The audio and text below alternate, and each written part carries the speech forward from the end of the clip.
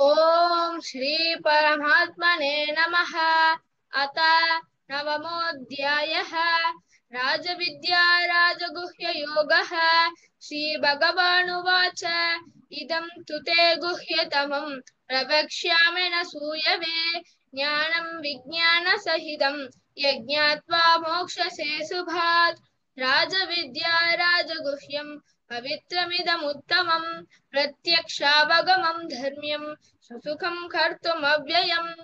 अश्रद्धधानः पुरुषाः धर्मस्यास्य परन्तप अप्राप्य मां निवर्तन्ते मृत्युसंसारवर्त्मनि। मया ततमिदं सर्वं जगदव्यक्तमूर्तिना मत्स्थानि सर्वभूतानि न चाहं तेष्वस्थितः न च मत्स्थानि भूतानि पश्य मे योगमैश्वरम्। भूतभृन्न च भूतस्थः ममात्मा भूतभावनः यथाकाशस्थितो नित्यं वायुः सर्वत्र गोमहान् तथा सर्वाणि भूतानि मत्स्थानीति बधारय। सर्वभूतानि कौन्तेय प्रकृतिं यान्ति मामिकां कल्पक्षये पुनस्तानि कल्पादौ विसृजाम्यहम्। प्रकृतिं स्वामवष्टभ्य विसृजामि पुनः पुनः भूतग्राममिमं कृत्स्नम् अवशं प्रकृतेर्वशात् न च मां तानि कर्माणि निबध्नन्ति धनञ्जय।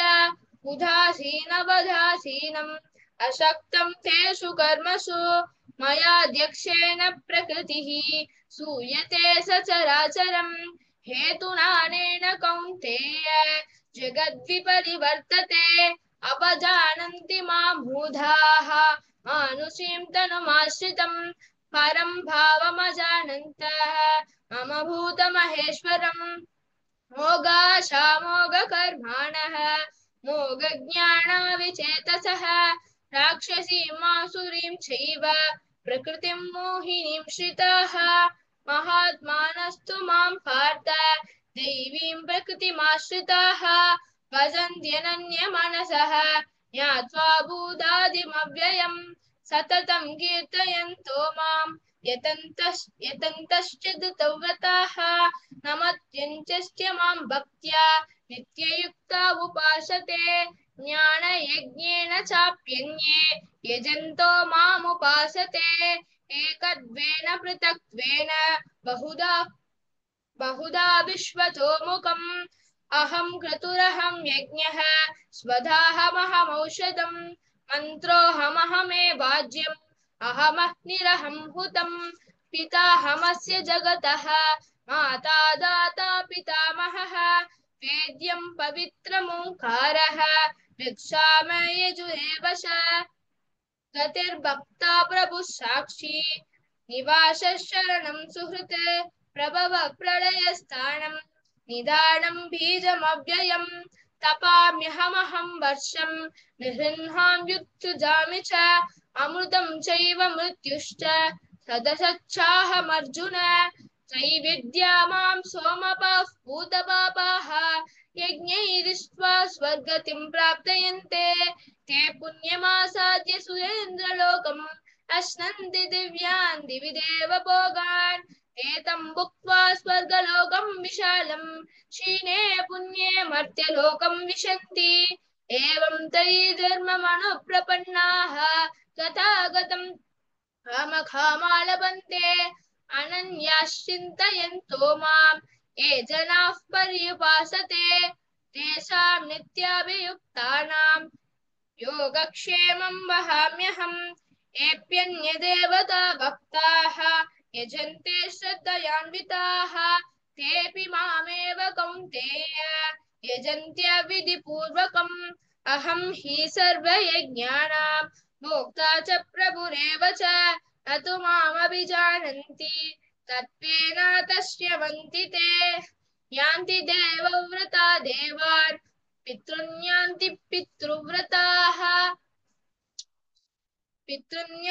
पितृव्रताः भूतानि यान्ति भूतेज्या यान्ति मद्याजिनोऽपि मां पत्रं पुष्पं फलं तोयं यो मे भक्त्या प्रणच्छति तदहं भक्त्युपहृतम् अश्नामि प्रयतात्मनः यत्करोषि यदश्नासि यज्जुहोषि ददासि यत् यत्तपस्यसि कौन्तेय तत्कुरुष्व मदर्पणम् शुभाशुभफलैरेवम् मोक्षसे कर्मबन्धनैः सन्न्यासयोगयुक्तात्मा विमुक्तो मामुपैष्यसि समोऽहं सर्वभूतेषु न मे द्वेष्योऽस्ति न प्रियः ये भजन्ति तु मां भक्त्या मयि तेषु चाप्यहम् अपि चेत् सुदुराचारः भजते मामनन्यभाक् साधुरेव